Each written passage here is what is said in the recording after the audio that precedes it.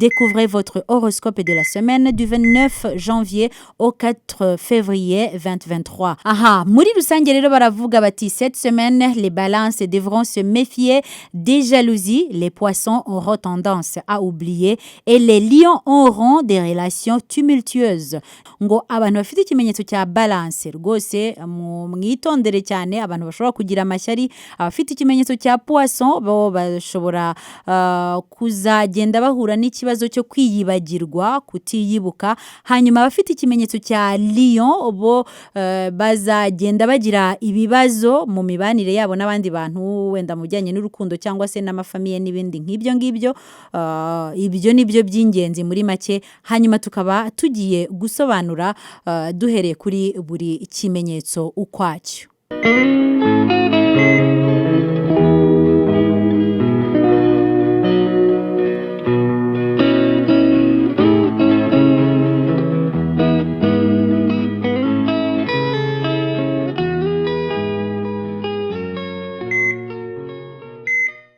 Hello nshuti ya tubeho neza, nizere ko umeze neza, nizere yuko ibihe rwose bikumereye neza kandi iki cyumweru ugitangiye neza. Ni Jane Uwimana muri kuganira, tukaba tugiye kuvuga kuri horoscope. Ni ubupfumu bw'uko iki cyumweru kizagenda twifashishije ubuhanga mu by'inyenyeri ari byo nyine bita horoscope. Ni icyumweru gihera uyu munsi ku itariki ya 29 z'ukwezi kwa mbere kikazagera ku itariki 4 z'ukwezi kwa kabiri. Nk'uko bisanzwe rero murabizi yuko tujya tuvanga indimi kugira ngo byorohere n'abumva neza indimi z'amahanga babyumve kurushaho, kuko mu kinyarwanda iyo dusemura tuba tugenekereza. Ikindi nababwira nuko ubu bupfumu ndi kubabwira ntabwo ari ibijyanjye ku giti cyanjye, ahubwo ni iby'abahanga mu by'ubumenyi bw'inyenyeri. Uyu munsi rero nkaba nabikuye ku rubuga rwa internet rwitwa Femina. Ngaho rero niba utarakora subscribe ndakwinginze rwose binyarutse, kandi uze gukora share, no kuvuga ngo usangize n'abandi iki kiganiro kivuga ku buryo iki cyumweru kizagenda.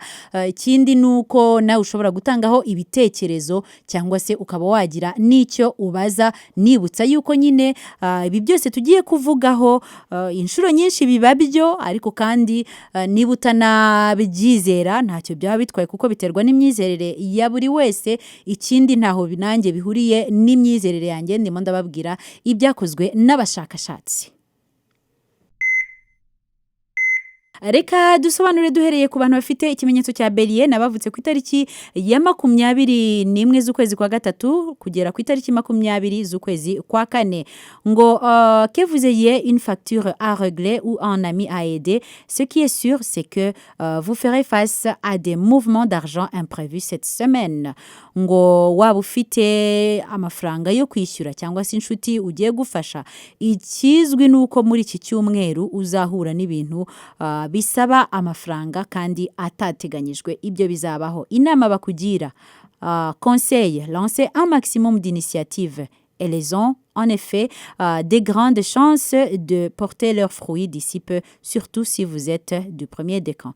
Ngo niba mwaravutse mu matariki ya mbere aba Bélier, ngo rwose mutangire imishinga, utugahunda dushobora kugira icyo dutanga. Ngo iki nicyo gihe cyiza cyo kubitangira kubera yuko hari amahirwe menshi yuko byatanga umusaruro mu gihe cya vuba. Hanyuma dukurikizeho abafite ikimenyetso cya Toro, habona bo ku itariki ya 21 z'ukwa kane kugera ku itariki 21 z'ukwezi kwa gatanu. Ngo vous apprendrez une nouvelle qui risque de vous déstabiliser, ou alors c'est vous qui aurez une annonce tonitruante à faire. Ngo muzamenya amakuru ashobora kubabuza amahoro, cyangwa se ni mwebwe muzatangaza ikintu gishobora kuba cyabangamira abandi. Rien de tel pour vous changer des idées et oublier vos soucis que de sortir et de passer du temps entre amis. Acceptez les invitations. Inama babagira nuko ikintu cyatuma muruhuka mu mutwe mwibagirwa ibibazo mufite ari ugusohoka no kumara igihe muri kumwe n'abandi bantu, aho kugira ngo ugume mu rugo wenyine, ahubwo emeraho bagutumira ugende rwose wiruhure mu mutwe. dukomereje ku bafite ikimenyetso cya Gémeaux n'abavutse ku itariki 22 z'ukwezi kwa gatanu kugeza ku itariki 21 z'ukwezi kwa gatandatu. Baravuga ngo il y aura de l'agitation autour de vous et ce ne sera pas pour vous déplaire même si c'est tentant, ne vous mêlez pas des histoires des autres. Ngo rwose ahabakikije hazaba hari akavuyo, hari ibintu byinshi cyane biri kugenda biba, ngo ariko kandi nubwo byaba bibakurura ntuzivange mu bintu by'abandi bishobora kutagenda neza. Inama bakugira yindi, au lieu de provoquer vos interlocuteurs, utilisez plutôt votre charme et votre gentillesse pour imposer vos idées. Ngo aho kugira ngo ube washotora umuntu muzaba muri kuganira, ahubwo uzakoresha ubwenge bwawe ndetse n'ubugwaneza bwawe kugira ngo ibitekerezo byawe bibashe kumvikana aho kugira ngo bihindure amahane. Dukurikizeho abafite ikimenyetso cya kanseri n'abavutse ku itariki 22 z'ukwezi kwa gatandatu kugeza ku itariki 22 z'ukwezi kwa karindwi. Baravuga ngo vous devrez peut-être résoudre une petite crise. Il faudra écouter les propositions des autres, surtout celles qui seront originales ou innovantes. Ngo rwose hari igihe kizabaho muri iki cyumweru cyo kugira ibibazo mukemura bito. Crise ni nka kwa kundi haba hari ikintu kivutse, ikibazo kihutirwa ugomba kugikemura. Ngo kandi muzatega amatwi ibitekerezo by'abandi kubera yuko hari igihe ushobora gusanga bizaba bifite umwihariko kandi wabafasha. Inama babagira ngo il est important que vous puissiez décompresser et si vous vous octroyer des petits moments de détente rien qu'à vous, ngo ni ngombwa yuko mwiyitaho muri iki gihe, mwihe rwose ibihe byiza byo kwiyitaho. Abo ni abakanseri muri iki cyumweru bizaba ngombwa. Reka dukurikizeho abafite ikimenyetso cya Lion, abo nabavutse hagati y'itariki 23 z'ukwezi kwa karindwi n'itariki 23 z'ukwezi kwa munani. Vos relations avec les autres ne s'avéreront pas très calmes cette semaine. Prenez votre mal en patience et n'agissez pas sous le coup de l'impulsion. Ngo rwose imibanire yanyu n'abandi ntabwo iza bimeze neza muri iki cyumweru, ngo ariko kandi n'ukwihangana, nta mpamvu yo kujyanwa wenda n'umujinya cyangwa n'ukundi ubyumva ibyo wiyumvamo, n'ugutuza ukabyakira gutyo ukituriza, nicyo kizaba cyoroshye. Iyindi nama, essayez d'accepter les changements qui se profilent dans votre vie. Vous les vivrez mieux si vous accompagnez le mouvement. Ngo mugerageze kwakira impinduka ziri kugenda ziza mu buzima bwanyu, bizabafasha kuzibaho neza nimugerageza kujya aho zigiye, aho kugira ngo mugerageze gushaka kuzihindura. Abo n'abafite ikimenyetso cya Lion, ndashaka kubabwira ko nanjye mfite ikimenyetso cya Lion. Ubu butumwa burandeba, wasanga iki cyumweru ariko bizagenda. Icyo nakubwira nuko ngewe byavuzwe mu cyumweru gishize byambayeho, si ukubabeshya. Reka turebe no muri iki cyumweru niba ariko bizagenda. Dukurikijeho abafite ikimenyetso cya Vierge, abo n'abavutse ku itariki 24 z'ukwezi kwa munani kugeza ku itariki 22 z'ukwezi kwa cyenda. Votre organisation pourtant bien huilée se verra bousculée par des contretemps dans les jours immédiats. Soyez flexible et vous vous en sortirez haut la main. Ngo gahunda zanyu zishobora kuzabamo gukererwa nubwo mwari musanzwe mufite uburyo bigenda neza biba biri kuri gahunda, ariko muri iki cyumweru ntibizaba byoroshye. Muzagerageze kwihangana nibwo muzabisohokamo neza. Yindi nama, n'hésitez pas à demander un coup de pouce à vos proches. Ils seront ravis de vous prêter main forte. Ngo ntuzatinye kuba wasaba ubufasha abakwegereye, nabo bazishimira rwose kuba bagufasha byihutirwa. Ubwo baravuga inshuti zawe, abo mu muryango wawe, abo ba hafi yawe, rwose ntuzatinye kuba wabasaba ubufasha. Reka dukurikizeho abafite ikimenyetso cya Balance, aba n'abavutse ku itariki 23 z'ukwezi kwa cyenda kugeza ku itariki 22 z'ukwezi kwa cumi. Méfiez-vous des jalousies. Certaines personnes de votre entourage n'ont pas les meilleures intentions du monde à votre égard. Ni bya bindi navuze dutangira, kuko bo babavugaga muri rusange. Ngo rwose mwitondere cyane abantu bari kubagirira amashyari. Ngo abo bantu nta ntago wamenya gahunda bafite kandi ntago ariko zose zizaba ari nziza. Inama, souvenez-vous que le courage paie généralement. Alors rangez votre timidité en placard et si vous avez quelqu'un en ligne de mire, effectuez le premier pas. Ngo buriya kugira ubutwari courage mbese ngo buriya bigira inyungu kandi nziza muri rusange. Ubwo rero niba hari umuntu ubona uri hafi ndibaza ko ari nko kuri bariya bakundana ukaba hari umuntu uri kubona fata iya mbere genda bimubwire bari wowe ufata iya mbere kandi bizakugirira inyungu nziza. Reka dukurikizeho abantu bafite ikimenyetso cya Scorpio habona bavutse hagati y'itariki 23 z'ukwezi kwa 10 n'itariki 22 z'ukwezi kwa 11. Une question en lien avec votre famille ou votre logement sera source de stress, mais vous ne manquerez pas de bonnes idées pour trouver une solution. Ngo hari ibibazo bizavuka biturutse mu muryango cyangwa ahantu ucumbitse, ngo ubwo rero bizagutera stress rwose bizaguhangayikisha, ariko kandi uhumure uzagira n'ibitekerezo bizabyara igisubizo muri iki cyumweru. Inama, malgré votre tempérament peu bavard, il vous arrive de commettre des maladresses. Soyez vigilant dans les prochains jours. Ngo nubwo uba utuje ariko urabizi nawe ko bijya bikubaho yuko ugira gutyo ugakora nk'amakosa runaka. Ubwo rero muri iyi minsi ni ukwitonda kurushaho. Nuko bimeze niyo nama.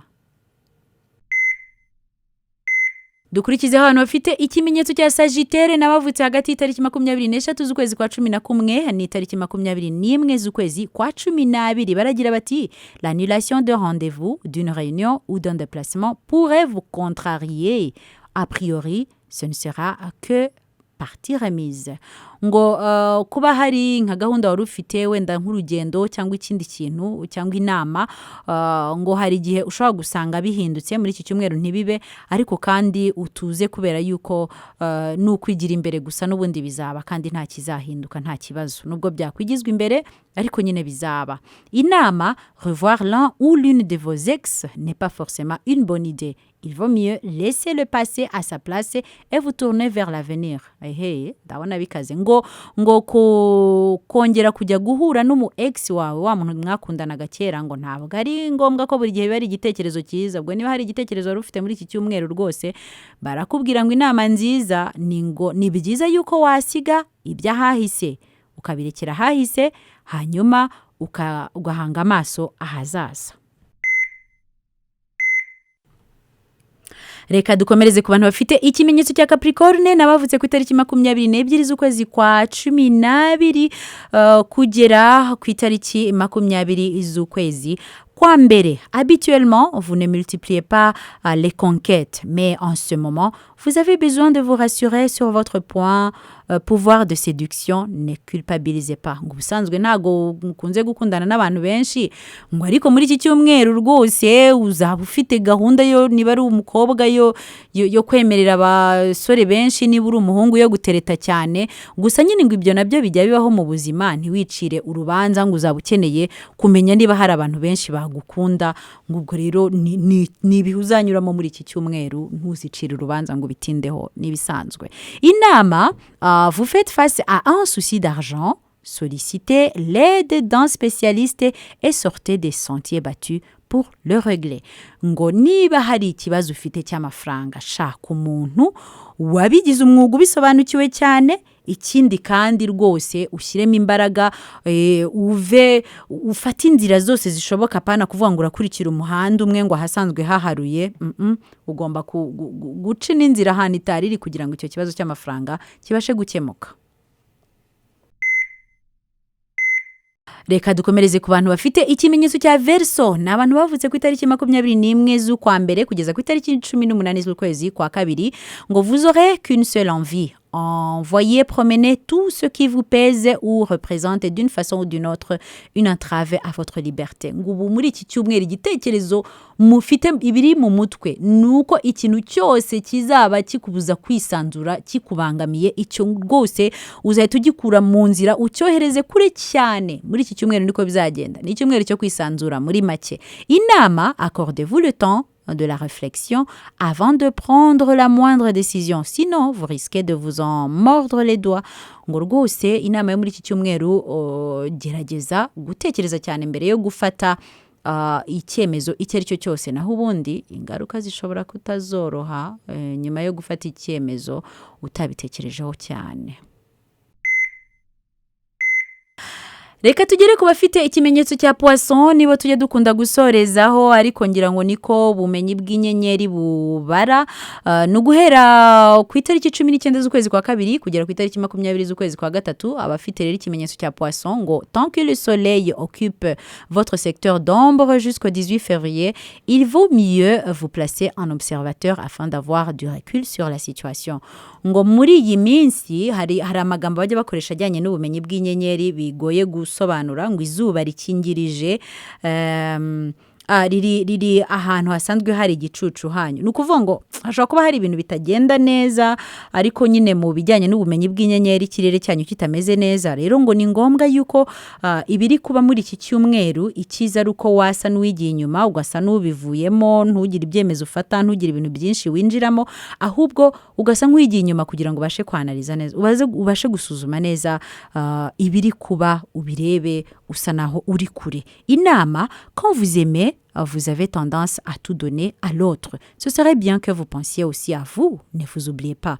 Ngo iyo uri mu rukundo usanga mukunze gutekereza kujya gutanga ibintu byose mukabiha uwo mukundana. Ngo ariko ni igihe cyiza cyo kwitekerezaho namwe. Ngo ntimukiyibagirwe cyane, ntabwo ari byiza. Reka ngushimire inshuti yatubeho neza, we twabanye muri ubu bupfumu tugerageza kureba uko iki cyumweru cyo guhera ku itariki ya 29 z'ukwezi kwa mbere kugera ku itariki ya 4 z'ukwezi kwa kabiri uyu mwaka wa 2023 kizagenda. Nifuza yuko nuramuka rwose ukurikiye ikiganiro ukumva uko bizakugendekera, hanyuma ugasanga kuko byabaye, ntuzatinye kuza gushyiraho igitekerezo cyawe kugira ngo ubibwire n'abandi, nabo batinyuke, nabo bumve yuko rwose nta kubeshya kuba kurimo n'ibintu biba bishingiye kuri siyanse. Natwe tuba twakurikiye mu bushakashatsi nyine abahanga mu by'inyenyeri baba baragiye bakora. Niba ufite ikindi kibazo cyangwa se ushaka nuko twakorana, ushaka no kutwandikira, kuko muri iyi minsi turimo turanakora groupe ya WhatsApp yo kugira ngo tujye tubasha kunguranaho ibitekerezo bitandukanye ku bikorwa bitandukanye bya tubeho neza. Ubwo rero nawe kuri groupe ya WhatsApp rwose uhawe ikaze kuri 0788 31 89 ushobora kuba watwandikira kugira ngo tugushyire muri iyo groupe. Ariko kandi na hano kuri YouTube ushobora gushyiraho igitekerezo cyawe, hanyuma tukakigarukaho, tukagusubiza, tugakomeza tukiganira. Niko bimera. Nutinye kuba wasangiza iki kiganiro mugenzi wawe ukeka yuko nawe gishobora kuba cyamugirira akamaro. Naho ubutaha rero ni Jane Uwimana mwaganiraga. Murakoze.